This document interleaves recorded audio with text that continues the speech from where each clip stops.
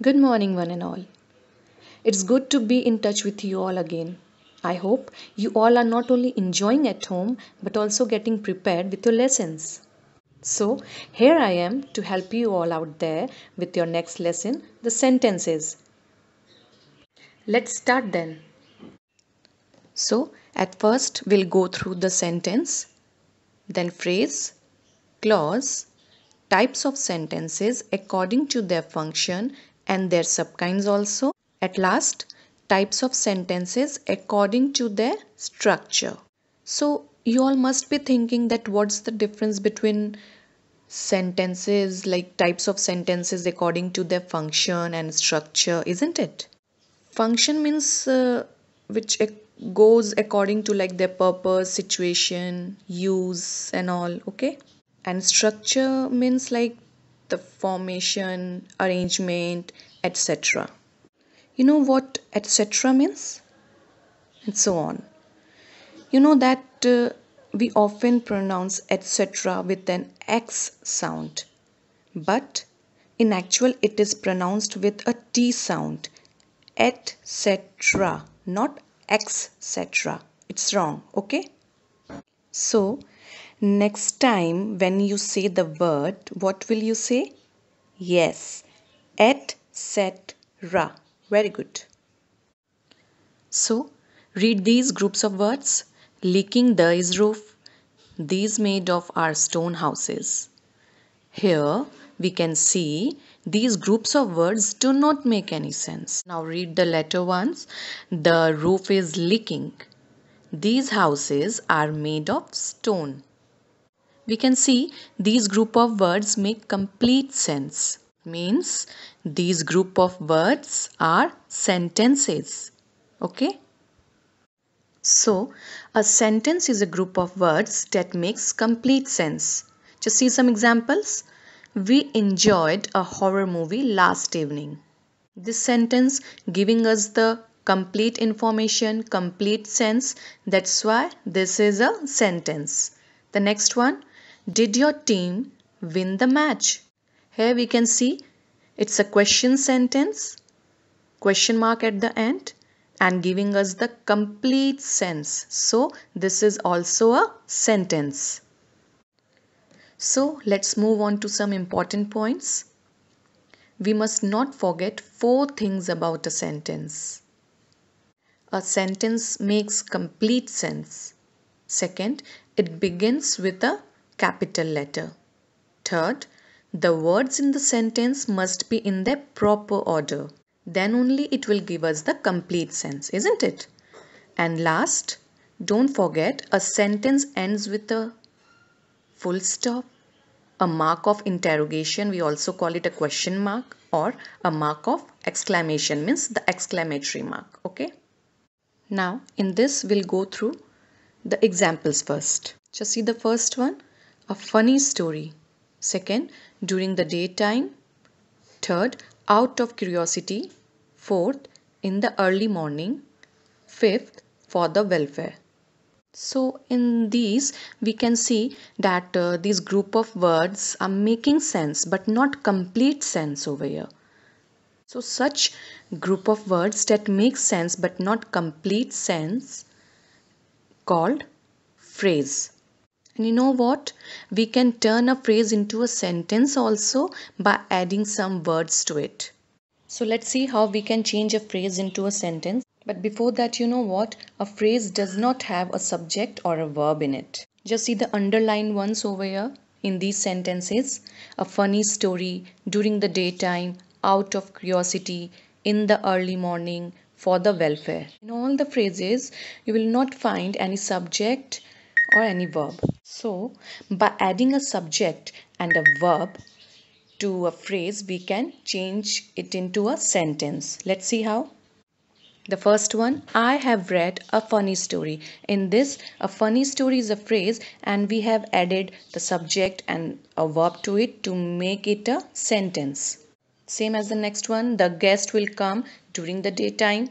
Children ask questions out of curiosity. We started our journey in the early morning. And the last one, the government has launched many schemes for the welfare of the poor. Now let's move on to clause.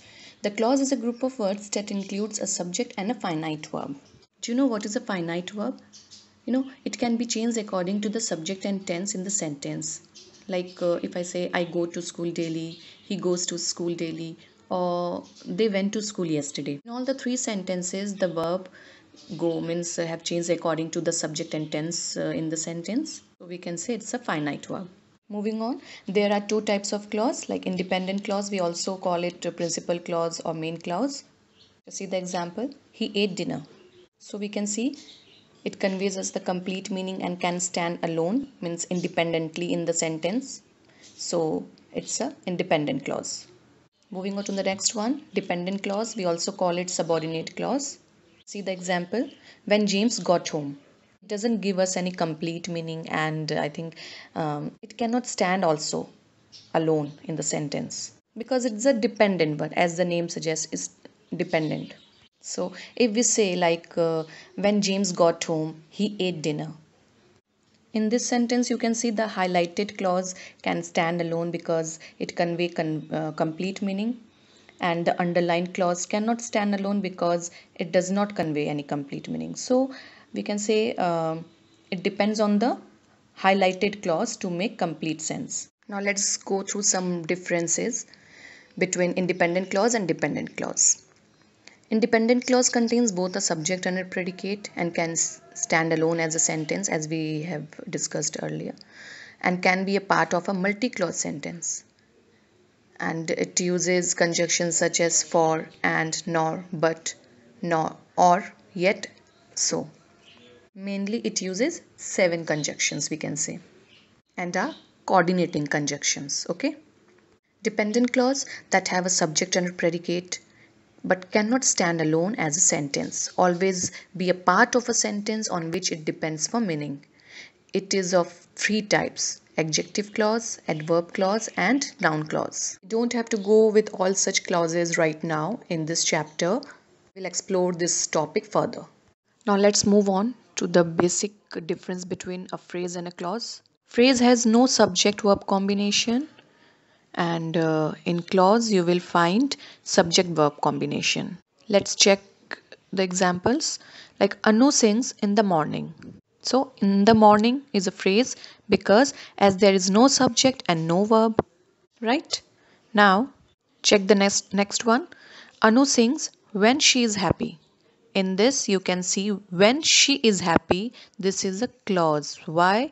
Because it has a subject she and a verb is happy, right? Now it's time to check your understanding the basic difference between a phrase and a clause. So before we continue, you all can do one thing to check yourself. Pause the video and from number 1 to 10 just get the answers, okay? After that, again restart the video and check whether you have given right or wrong. So let's do number 1, in the park. In the park is a phrase. Second, if you go out for dinner tonight. As we can see, there is a subject and a verb in it, so it's a clause. Because of our helping teacher, here also it's a clause. Number 4, the big house. No subject, no verb, it's a phrase. Extremely happy right now, phrase. Very friendly, phrase. Near the post office, phrase. While I was playing cricket, clause. Because of her helping teacher, clause. Whenever I play a video game, it reminds me of my childhood, it's a clause. I hope that you all have got your answers correct, 1 to 10, right? Now moving on to the next part of the chapter, kinds of sentences. Based on their function, sentences are divided into 4 kinds. You all must have read about this kind of sentences according to function in class 6. So here we'll do the recapitulation of the topic then. Number 1 is assertive, then interrogative, third imperative, and the fourth one exclamatory sentence. Now moving on to number one, assertive sentence. An assertive or declarative sentence says or states something. You know, assertive sentence is also known as declarative sentence, and sometimes we also call it statement sentence. So it says or states something, and we put a full stop at the end of an assertive sentence. There are two types of assertive sentence. The first one is affirmative sentence. We also call it positive sentence, like the sun sets in the west. We have not used no, not, never, such type of words in the sentence, so it's a positive sentence. Now the next one, negative sentence. I don't disobey anyone. In this we have the word not over there to make it negative, so it's a negative sentence. Second one is interrogative sentence. An interrogative sentence asks a questions, and we also called it question sentence. We put a question mark, or we can say mark of interrogation, at the end of an interrogative sentence. And very important thing, that in an interrogative sentence we put an auxiliary verb before the subject. So do you all know what is an auxiliary verb? An auxiliary verb helps the main verb and is also called a helping verb. And there are four types of interrogative sentence. First is WH type question, in which you will get WH word over there. What made you laugh suddenly? This is the example. And at the end we have the question mark also to make it complete interrogative sentence. Second one, yes no type question. In this, just see the example. Have you completed your homework? In this, the answer will be either yes or no. That's why we say yes no type question. Then we have choice question. Do you prefer tea or coffee? In this type of question, the answer will be either tea or coffee. Means out of the two, you have to select one, means choice question. The last one is question tag. Question tag, just see, the boys are playing cricket. Aren't they? Aren't they is what the question tag we have added to the sentence. The sentence which states something, we can add question tag to it. Like we have are in the sentence, and the sentence is affirmative sentence, so we have to make the tag over there negative by adding not over there. So aren't they, why they? Because the subject in the statement sentence we have the boys, and they stands for the boys only, the subject. Third is imperative sentence. An imperative sentence expresses a command or order, an instruction, a request, or an advice. We also call it a command sentence. An imperative sentence ends with a full stop, period, a dot over there at the end of the sentence. See the example. Bring me a glass of water, please. We are making a request over here in the sentence. The next one is do your exercise regularly. And here we are giving advice in the sentence. So it's an imperative sentence. According to function, the last one is exclamatory sentence. An exclamatory sentence expresses some strong feeling, and we put a mark of exclamation at the end of exclamatory sentences. And also exclamatory sentences usually begin with a word like how or what. Just see the example. How beautiful the flower is. We are expressing a feeling about flower over here, that it's so beautiful, and have the exclamation mark at the end, so it's an exclamatory sentence. The next one, what a beautiful house. In this sentence we are expressing ourselves by saying that the house is so beautiful by putting an exclamation mark over there, so it's an exclamatory sentence. So on the basis of your understanding of the kinds of the sentence according to function, we'll do one of the exercises over here. Read the following sentences and state what kind of sentence they are. So before we start, again you all can pause the video and get your answers ready, and after that again start the video and get all the correct answers then. So what is the moral of the story? The first one. So here we can see a question mark at the end of the sentence. We know it's an interrogative sentence, but what type of interrogative sentence? WH type, because we have the word what over there. Okay. The sun rises in the east. It states something, says something, so it's an assertive sentence. You did a great job. Number 3, at the end we can see an exclamation mark and expressing a strong feeling over here in the sentence, so it's an exclamatory sentence. Number 4, give me a pen and a pencil. We are asking for something like a pen and a pencil, so it's an imperative sentence. Number 5, honesty is the best policy. states something, so it's an assertive sentence. You all must have heard about this phrase, honesty is the best policy. Do you know what does it mean? It means an honest person is trustworthy, and to say the truth is better than lying even when it is hard to do.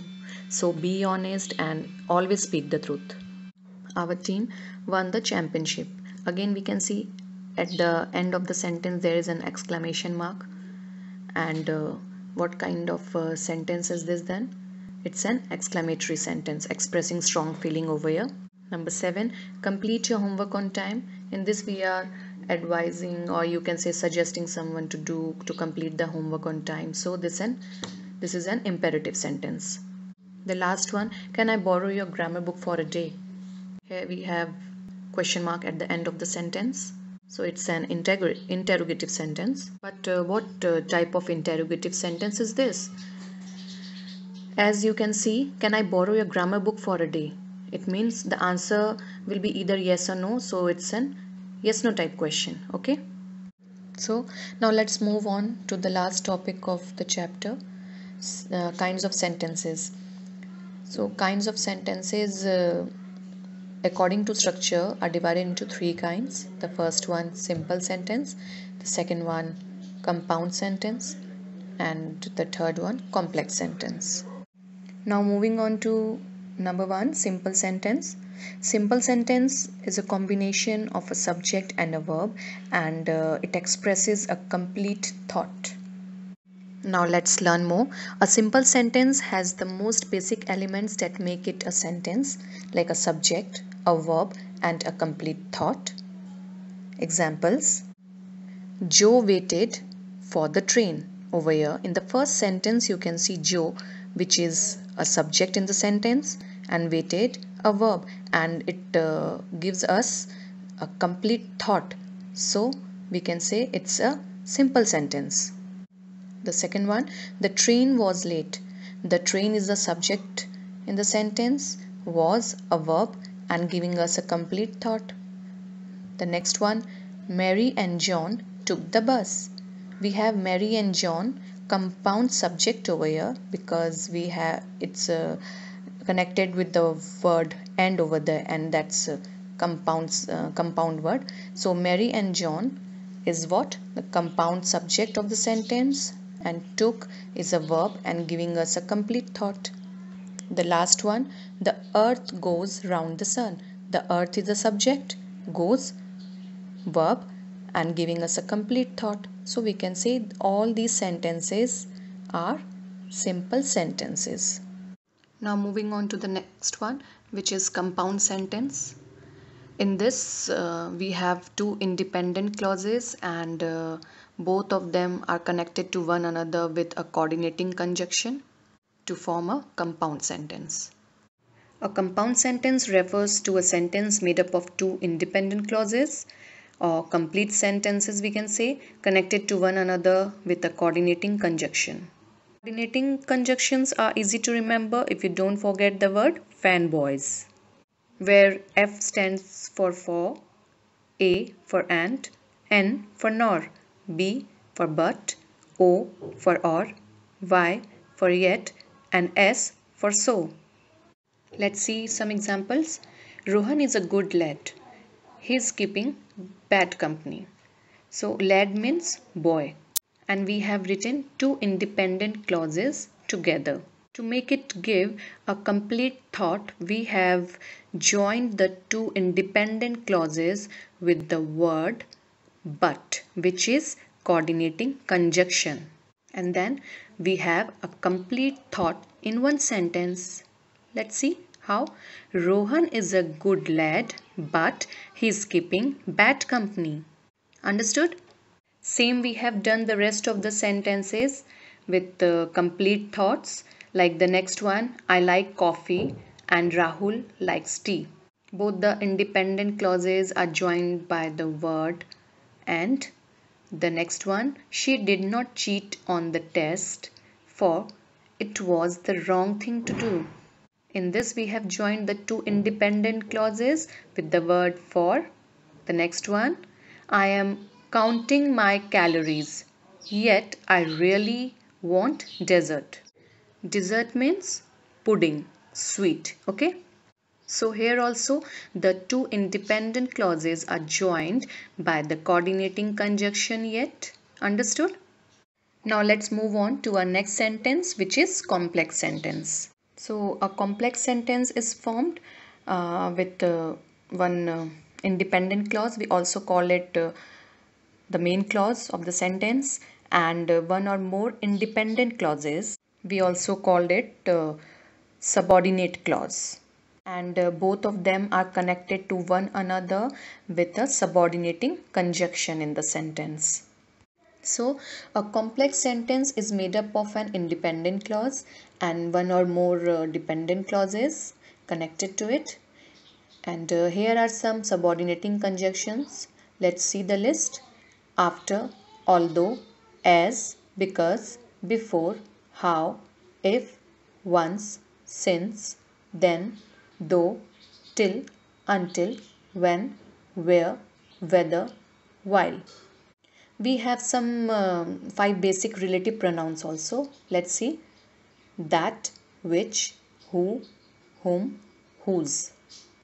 And this type of sentences is very flexible, allowing us to make a wide range of different links between situations or ideas. And often we use a complex sentence to report the content of what someone says or thinks. Let's clear them with some examples. We missed our plane because we were late. In this, we missed our plane is an independent clause, and because we were late is dependent clause. So both the sentences, means both the clauses are joined, are connected with one another with the coordinating conjunction because, and giving us the complete thought. So the next one, do you know the man who is talking to Harry? Here also the first one we can see the independent clause and the second one the dependent one. So this one can't stand alone. But do you know the man can stand alone? Okay. So we have joined the two sentences, two clauses together with the word who. The third one, synonyms are words that have similar meanings. This one also, synonyms are words can stand alone and that have similar meanings cannot stand alone, and not giving us the complete thought also. So all together joined by the word that and giving us the complete thought. Okay. One thing more, the second one and the third one, who and that, the connected words over there in the two sentences are relative pronouns. See the next one. I was only wondering how it works. Here also the two clauses are joined with the word how, which is subordinating conjunction. And then we have, people eat a lot of fast food nowadays even though they know it's bad for their health. People eat a lot of fast food nowadays. This clause is the independent clause and can stand alone as a sentence also. But the second one, even though they know it's bad for their health, cannot stand alone. Okay, and doesn't give us the complete meaning also. So as we have joined the two clauses with the word even though to make it a complete sentence. Okay, I think during lockdowns you all must be having healthy food at home, isn't it? Yeah, you all should eat only healthy food, which will not only keep you healthy but make your mind healthy too. So eat healthy, think healthy, and always stay healthy. Please go through the video until and unless you understand the chapter. After that, you don't forget to do the exercises based on the chapter which you will get tomorrow. It will surely help you to understand in the best possible way. So till then, take care and thank you so much for watching.